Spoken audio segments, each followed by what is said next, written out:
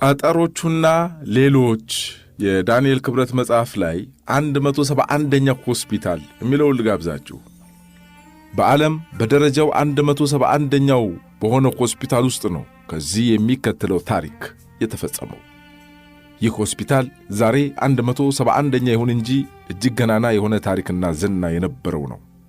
አያሌ ከባድ በሽታዎችን ድል እየመታ ታላላቅ ሰዎችን እያፈራ ለአንድም ቀን በበሽታ ሳይደፈር የኖረ ሆስፒታል ነው 171ኛው ሆስፒታል። አንድ ቀን የሆስፒታሉ 5 ሠራተኞች ሻይ እየጠጡ የቆጤ ባጡን ይጨዋወቱ ነበር። በመካከል ላይ እኛ ለብዙ ዓመታት በዚህ ሆስፒታል ውስጥ እየሠራን ነው። ሆስፒታላችን ግን እናውቃለን በሚሉ ጥቂት ዶክተሮች የተያዘ ነው። እነዚህ 5 እና 6 ዶክተሮች ብቻ ናቸው ቀዶ ሕክምና እያደረጉ የሚያክሙት። በዚህ ምክንያትም ገንዘብ፣ ስምና ዝና ያገኙት እነሱ ብቻ ናቸው። ይህ የጥቂት ዶክተሮች አስተዳደር ማብቃት አለበት፣ ሁላችንም ይህ ዕድል ያለ አድሎ ሊሰጠን ይገባል የሚል ሐሳብ አቀረቡ። ይህ ሐሳብ እንደ ሰደድ እሳት በሆስፒታል ውስጥ በአንድ ጊዜ ተነዛ። የጥበቃ ሠራተኞች፣ ጸሐፊዎች፣ የጤና ረዳቶች፣ መዝገብ ቤቶች፣ አትክልተኞች፣ ምግብ ቤቶች፣ ፋርማሲስቶች፣ የጥገና ባለሙያዎች፣ ግዢ ክፍሎች፣ ሌሎችም ሐሳቡን በመደገፍ ተነሱ። ከአሁን በኋላ የጥቂት ዶክተሮች የአገዛዝ ዘመን ማብቃት አለበት የሚለው መፈክር ያስተጋባ ጀመር። በ10ኛው ቀን ሠራተኞቹ ማኅበር አቋቋሙ። የማኅበሩ ሊቀመንበርም የሆስፒታሉን ባልደረቦች ለስብሰባ ጠራ። ዛሬ የተሰበሰብነው ለለውጥ ነው። ይህ ሆስፒታል ከተቋቋመ አያሌ ዘመናት ተቆጥረዋል። እስካሁን ሕመምተኛውን ቀዶ ሕክምና እያደረጉ ስምና ዝና ያተረፉት ዳቆስ ያለ ደሞዝም የሚያገኙት ጥቂት ዶክተሮች ናቸው። ይህ ሁኔታ ማብቃት አለበት። እኛስ በምን እናንሳለን? ሁላችንም የሆስፒታል ሠራተኞች መባላችን ካልቀረ ዕድሉ ሊሰጠን ይገባል። ለዚህ ነው የጠራናችሁ በማለት ሰብሳቢው ሲናገር አዳራሹ በጭብጨባ ደመቀ። እነዚያው ጥቂት ዶክተሮች ሐሳብ ለመስጠት እጃቸውን ቢያወጡም የሚሰማቸው አላገኙም። አንድ በጥበቃነት ሲያገለግሉ የኖሩ ሰው እየተነሱና ይህንን ላሰባችሁት ዕድሜ ይስጥልን፣ ለብዙ ዘመናት ሲያንገበግበን የኖረ ነገር ነው። እኔ ለምሳሌ 38 ዓመት አገልግያለሁ። እስካሁን ግን አንድ በሽተኛ ክሜ አንድ መድኃኒት አዝዤ አላቅም። ለስሙ ግን የሆስፒታል ሠራተኛ ነኝ። በሽተኞችም እየመጡ ሐኪሙ ገሌ የሉም ነው የሚሉት። ይህ አሰራር ማቆም አለበት። ጫብ። በዚህ ጊዜ አንደኛው የቀዶ ጥገና ሐኪም በንዴት ጮፈው ተነሱ። 4 ደቂቃ ብቻ አሏቸው ሰብሳቢው። ሕክምና ሙያ ነው። ማከም ከፈለጋችሁ ተማሩ። ብዙ ሐኪሞችን ከፈለግን ብዙ የሕክምና ኮሌጆችን መክፈት እንጂ ተሰብስቦ መወሰን አይደለም መፍትሔው። ሙያ በመማር እንጂ በመልመድ እንጂ እንደ ጠበል በመረጨት አይገኝም። ችግራችንን ከድጡ ወደ ማጡ እንዳትከቱት። ሊሰሟቸው የፈለጉ ጥቂቶች ናቸው። ዋናው ነገር ትምህርት ነው የምትሉት ዕድሜያችሁን ለማራዘም ነው። ሕዝቡ ካመነብኝ እንኳንስ ሐኪም ሌላም መሆን ይቻላል። እኔም እኮ ለዚህ ሆስፒታል ታማኝ ሆኜ 25 ዓመት አገልግያለሁ። ዋናው ለማኅበራችን ያለን ታማኝነት ነው። አንዲት በጽዳት ሠራተኝነት ያገለገሉ እናት ለንዴቱ በንዴት መልስ ሰጡ። እኔ ሐሳብ አለኝ አሉና አንድ የመዝገብ ቤት ሠራተኛ ተነሱ። ከአሁን በኋላ አንድ በሽተኛ ሲመጣ በር ተቆልፎ ዶክተሩ ብቻቸውን የሚያነጋግሩት አሰራር መቅረት አለበት። ለምንድነው ሁላችን የማንሰማው? ይሄ እኛ እንዳናውቅ የሚደረግ ሴራ ነው። ስለዚህ እዚሁ አዳራሽ እየመጣ በሽተኛው ይጠየቅ፣ ሁላችንም የመመርመር ዕድሉን እናገኝ። በሽተኛው ምን እንደሆነ አንድ ዶክተር ብቻውን በአምባገነንነት መወሰን የለበትም። እዚሁ አዳራሽ ውስጥ በድምፅ ብልጫ መወሰን አለበት። ጫብ ተጨማሪ አሉ የሆስፒታሉ ሾፌር። ላብራቶሪ የሚባል የሰው ደም የሚጨርስ ነገር መቅረት አለበት። እኛ እንዳናውቀው እየጫሩ ሐኪሞች ይልካሉ፣ እየጫሩ ባለ ላብራቶሪዎች ይመልሳሉ። መቅረት አለበት። ላብራቶሪ ከሕዝብ ድምፅ አይበልጥም። ደግሞም ካሁን በኋላ ጥቂት ዶክተሮች ለብቻቸው ቀዶ ጥገና የሚያደርጉት አሰራር ቀርቶ ማን ቀዶ ጥገና ማድረግ እንዳለበት እዚሁ በስብሰባ በቦርድ መወሰን አለበት። ጫብ 5ቱም ዶክተሮች እጃቸውን አወጡ። ስነ ሥርዓት ይባላሉ ደጋግመው። በስንት መከራ ለአንዱ ተፈቀደላቸው። ኧረ እባካችሁ ሕክምና ሙያ ነው። ሕመምተኛም እዚህ የሚመጣው ባለሙያ ፈልጎ እንጂ ለስብሰባ እኮ አይደለም። ያለ ላብራቶሪ እንዴት ነው በሽታ ልናይ የምንችለው? በምን አሰራር ነው ሁላችሁም ልትታከሙ የምትችሉት? መግደል ነው እንደምታስቡት? ሐኪሙ ሳይጨርሱ አንዲት የጤና ረዳት ተነሱና ይሄ ንቀት ነው፣ ንቀት። ዕውቀት ሁለተኛ ነገር ነው። የመጀመሪያው ለሆስፒታሉ የሠራተኞች ማኅበር ታማኞች ነን አይደለንም ነው። ቀጣዩ ደግሞ ሕዝብ መርጦናል ወይስ አልመረጠንም ነው። የቀረው ነገር ፍሬፈርስኪ ነው።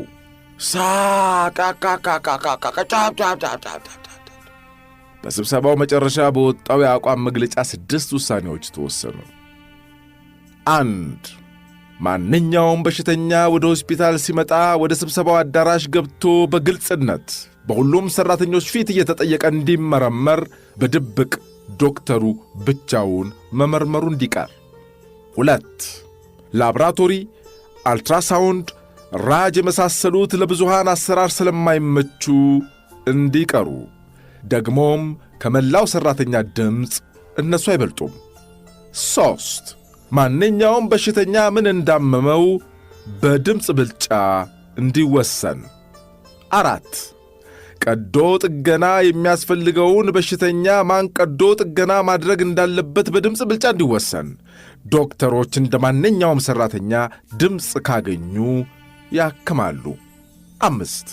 ቀዶ ጥገና አድራጊ ማን ማድረግ እንዳለበት ሲወስን መጀመሪያ ለሠራተኛ ማኅበሩ ያለው ታማኝነት፣ ቀጥሎ ከዚህ በፊት ዕድሉን ያላገኙ መሆኑን እንዲታይ። 6.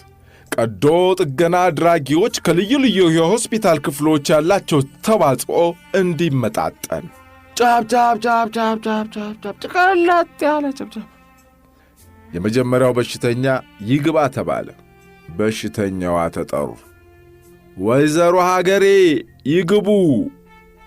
ወይዘሮ ሀገሬ ገቡ። በተሰብሳቢው መካከል አልፈው መድረክ ላይ ተቀመጡ። ቀድሞ ከሚያውቁት ስለተለየባቸው ግራ ገባቸው። ሰብሳቢው ጥያቄ ጀመረ። ወይዘሮ ሀገሬ እመት ምን ሆነ የሚያመዎት? ራሴን። ከጀመረው ምን ያህል ጊዜ ነው? ኧረ ብዙ ዓመት ሆኖታል። እረፍት ያደርጋሉ?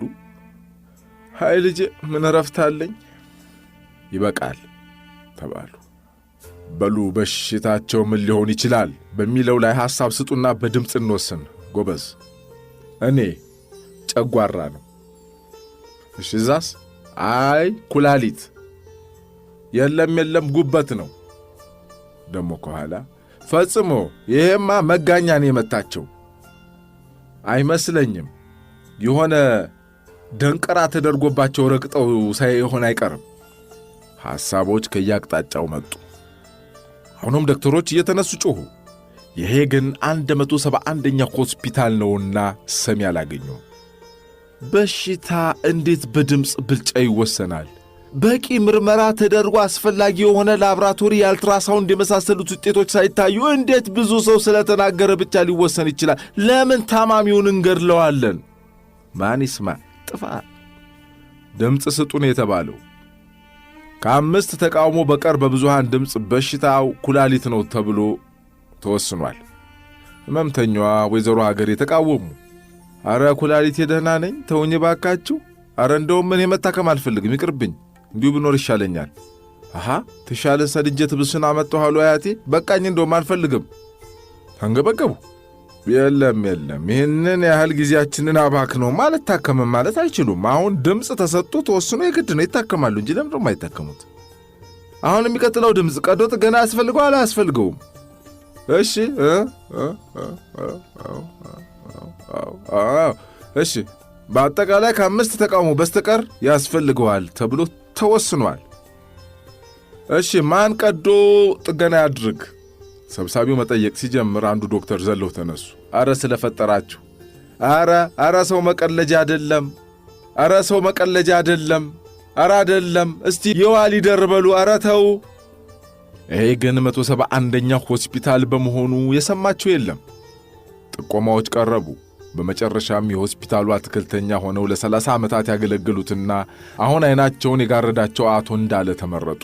ጭብጨባው አስተጋባ። አቶ እንዳለ ወደ መድረኩ ሲወጡ ወይዘሮ ሀገሬ ይቅርብኝ፣ ኧረ አልታከምም ይቅርብኝ እያሉ ቢጮኹም ማን ይሰማል? ይሄ እኮ 171ኛ ሆስፒታል ነው። ለዚህ ዕድል በመመረጤ ፈጣሪን አመሰግናለሁ። እናንተም ካመናችሁብኝ ገና ብዙ ኦፕሬሽን አደርጋለሁ። ዋናው መማር ሳይሆን መመረጥ ነው። የተማሩ ብዙዎች፣ የሚመረጡ ግን ጥቂቶች ናቸው ይላል መጽሐፉ። በሉ በሽተኛዋን እዚህ ጠረጴዛ ላይ አስተኙና ዓይኔን ጋረድ ትንሽ ስላረገኝ ቢላዋውንና መቀሱን አስይዙኝ።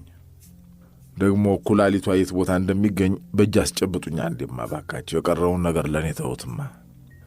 ዶክተሮች ሊከላከሉ ይታገላሉ፣ ወይዘሮ አገሬ ይጮኻሉ። ይሄ ግን 171ኛ ሆስፒታል በመሆኑ የሚናገር እንጂ የሚሰማ አላገኙም።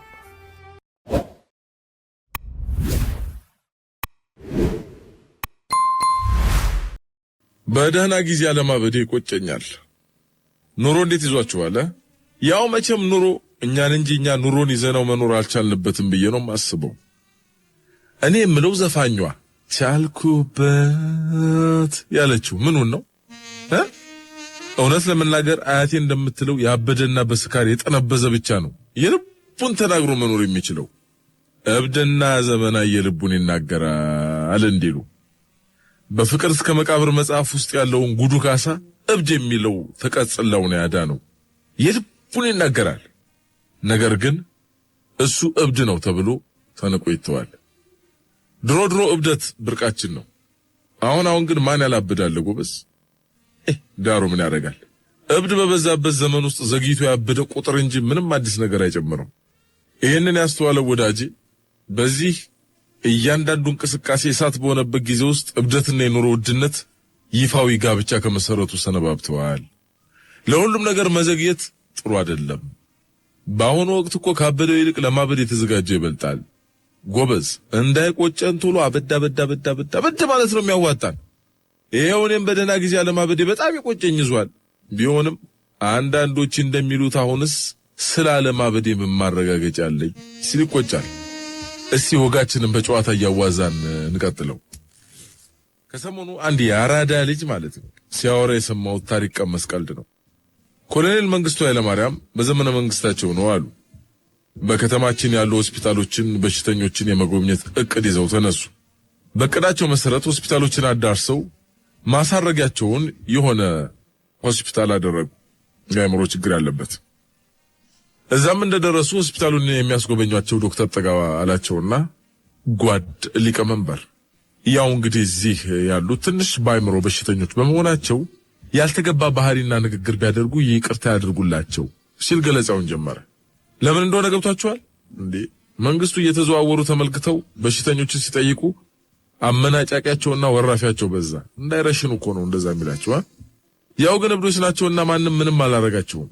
ጤነኛ ናቸው ተብሎ የሚታሰቡ ቢሆኑ አብዮታዊና እብደታዊ እርምጃ ይወሰድባቸው ነበር።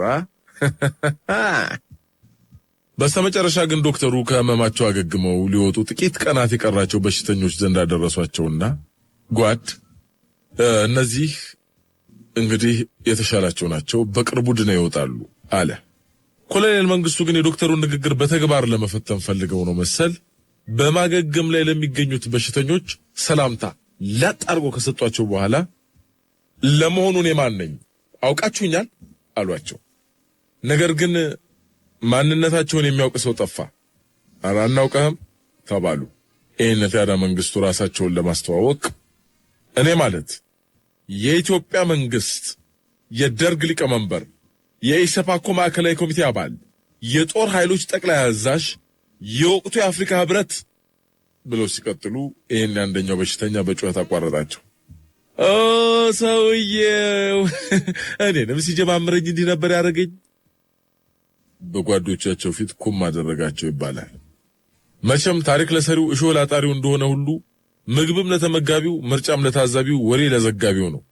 በነገራችን ላይ የሰሞኑን የመጽሐፍት ሩጫ እንዴት አያችሁት? ሰው ያበደበትንም ሆነ ያሳበደበትን እንዲህ እየጻፈ ያስነብበናል። የእኛን ጉድ የሚጽፍልን ብናገኝ መልካም ነበር። ዳሩ ማን ያነበናል እኛን? ኧረ ወደ ጨዋታችን እንመለስ። የነንቶ ወዳጅ ያልሆኑትን ከሚመስሉ ሰዎች ይጠብቀን እንጂ ይሄ የምታየው ሰው ሁሉ እኮ አብዷል አለኝ ወዳጅ አደፍርስ። እውነት ለመናገር እንደ በሽታችን ብዛት ቢሆን ኖሮ አገራችን በዋነኝነት የሚያስፈልጋት የሆስፒታል አይነት የስነ አእምሮ ስፔሻሊስት ያሉበት ነበር። ዳሩ ምን ያደርጋል? የኛ ብቻ ችግር አይደለማ፣ የታዳጊ ሀገሮች ሁሉ የሚጋሩት ነው። የደሃ ህዝብ አእምሮና የደሃ ህዝብ መንግስት ብዙ ነገር ነው ሚስጥሩ። እኛማ ሁሉም ቢናገሩት ሆድ ባዶ ይቀራል ብለን ነው እንጂ ብዙ የታዘብነው ነገር ነበረ። አዳሜ ሽክ ብላ ስትሄድ ጠነኛ እንዳትመስለ። እውነቱን ልንገርህ፣ ኢትዮጵያዊነት ኩራት እንጂ ራት እንደማይሆን የአራዳ ልጆች በይፋ ተናግረውታል። ደግሞ ልብ በልልኝ እዚህ ጋር የአራዳ ልጅ ጨሰስለ የፒያሳ አራዳ ብቻ እንዳይመስልህ። ወዳጅ ግን በጣም ተማሯል። ሰሞኑን ላዩ ላይ ልትፈርስ ሐሙስ እንኳን መታገስ ያቃታት ቤቱን ለማደስ ቢፈልግ አንገላቱታ በየአቅጣጫው ወዳጅ ምድራናጤና ምንድረ ምናምን። ታዲያ ቀን በንዴት ውሎ ማታ ጠጅ ቤት ያመሽና በውሾች ጩኸት ታጅቦ የሚፈልገውን ሰዎች ሁሉ ይወርፋቸዋል። ያው እንደታዘብነው ሰካራምና እንደነገርኳቸው እንትን የልባቸውን እንደሚናገሩ በተፈቀደላቸው ያልተጻፈ ሕግ መሰረት ማንም ምንም አይለው። ኦር ተናገርካት በለኝና ስደትና እብደት ለኔ አልሆነኝም ብዬ ነው የማስበው። ሁለቱንም ግን እመኛቸዋለሁ። ለነገሩማ ከሀገሬም ሆነ ከሐሳቤ ከተሰደድኩ ሰነባበትኩ። አለመማሬ ይቆጨኛል። ዕውቀት ፈልጌ እንዳይመስልህ ለማበድ ቅርብ ስለሆነ ብዬ ነው ገባ። ነገር ግን አለመማሬ ሌላም ነገር አሰጥቶኛል። ቲቪ መሙላትና መላክ አልቻልኩ። እድሌ ጠማማ መሆኑን ያወቅኩት እኮ ጠጅ አቋርጬ ሚሪንዳ መጠጣት ባዘወትር አንድም ቀን በድጋሚ ሞክሮ ከሚለው በስተቀር አንድም ነገር ደርሶኝ አያውቅም። ለእድሌ ጠማማነቴ አይናገርም። ይሄ ደግሞ የብዙ ድሃዎች ዕጣ ነው። ሀበሻ ማለት ባፉ መሐላ በልቡ ደግሞ መላ ታትሞለት የተፈጠረ ፍጡር ይመስለኛል። ይህ ለምን እንዳልኩ ታውቃለህ? እኔ እዚህ የደረስኩት በእናቴ መላና በአባቴ መሐላ ስለሆነ ነው። እናቴ እኔን እንዳይርበኝና እንዳይከፋኝ ሆዴም ሞልታ አጽናንታ የምታስተኛበት መላ ስትወጥን ኖራ ሞተች። አባቴ ውሸታም ደላላ፣ በቃ የጨሰ ውሸታም ደላላ በመሆኑ የሚያገኘውን ሳንቲም ብቻ እያሰበ በሆነው ባልሆነው እየማለ ይገዘታል። ይሄ ሁሉ ነገር እኔን ለማሳደግ ነው። ሀበሻ ሲዋሽ በመላና በመሐላ ነው። ለምሳሌ ልብስ ከሌለህ የለኝም አይልህም። ገባ? ውርደት ነዋ። ይልቅ ወይኔ ቀኑ ሲሞቅ ይህንን እንኳ ይቺ ሳልደርብ ወጣው ይልሃል። ድንገት በስጦታና በቅናሽ ያገኛት በርከት ያለች ልብስ ካለውና አይጦች ማስቀመጫ ሳጥተውት ደራርቦ ለብሶ ይወጣና ምን ይላል መሰለ? ውይ ምን ነው ይሄን ሁሉ ልብስ እንዴ? ስደት ልትሄድ ነው እንዴ ስትለው ዋጥ አድርጎ ይሆድም ቦዱ ወይኔ ብታይ እኮ ሳሁን ራሱ ሳስበው ይበርደኛል። ታውቃለህ? ጧት ከእንቅልፌ ስነቃ አንታርክቲካን ስላስታወስኩ ይበርደኝ ይሆናል ብዬ እኮ ነው እንዴ ድርብ ባልግ ወጣው። አይገርምም? ሲረባው ለመብላቱን በጾም ያማኛል። ሲጠገብ እምብርቱን እያሼ ጠጅ ቤት ይገኛል። ኧረ ሀበሻ ጉደኛ ፍጡር ነው ወዳጅ። እብደትም ስደትም አይበግረው።